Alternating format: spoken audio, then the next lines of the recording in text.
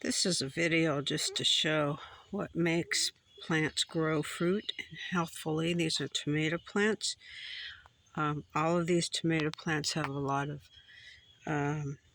basil around them because that tends to repel insects, and then there's less of a need to use any sprays to kill the insects. So you can look at these, and the first section of tomato plants I'm going to show are healthy, strong. People have thinned the lower branches so that the stalks can have be thicker, and they can be more productive of tomatoes. So you can see here, and look at this one here. This is a cherry tomato plant. It has a number of cherry tomatoes on it. If you look at it, this is also a basil plant beside there. And you look at those. Isn't that awesome?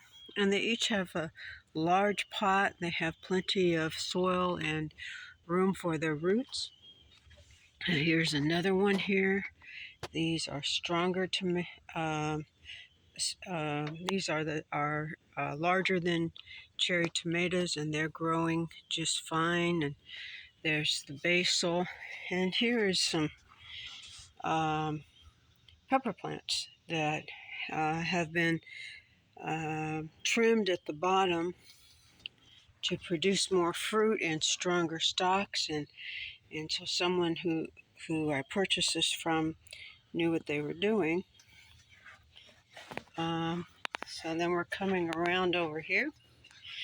Here is another one of these large pots, and look at how many tomatoes are on the vine.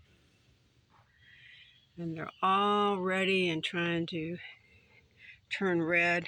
The heat is high, so that kind of slows a little bit of the growth of the fruit, but they're still doing well. And there's a basil plant. And then back here is another one with a large pot. So you can see that someone who knows what they're doing, trimming the end so that you have thicker branches instead of thin ones like this one here.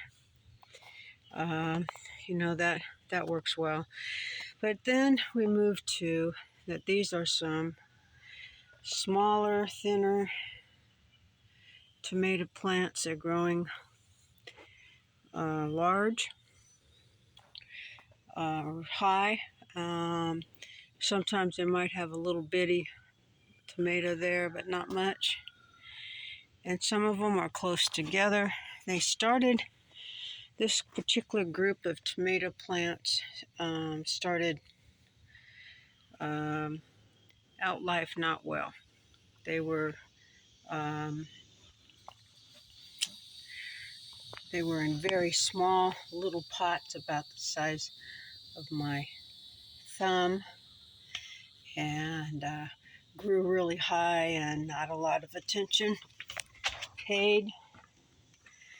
And then I'm going to move over here, and you can see similar here. These are also ones that had the same kind of care early on.